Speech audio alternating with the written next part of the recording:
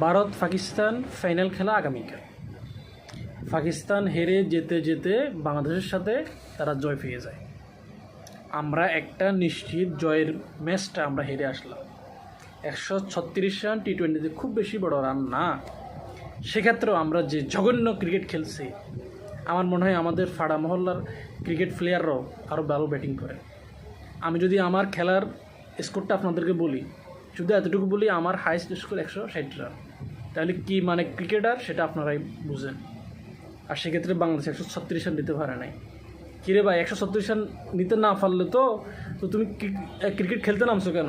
তুমি জিতলে ফাইনাল, সেখানে তুমি হেরে আসছো। এখন ভারত পাকিস্তানে আমি মনে করি জয় পাবে ভারত। এটা হলো সত্য, ভারত যে মানে ক্রিকেট খেলে পাকিস্তান তার আশেপাশেও নেই। যদি পাকিস্তান ভাগ্যের জোরে জয় পায় তো জয় পেল, আর না হয় জিতবে ভারত। কী বলেন আপনি?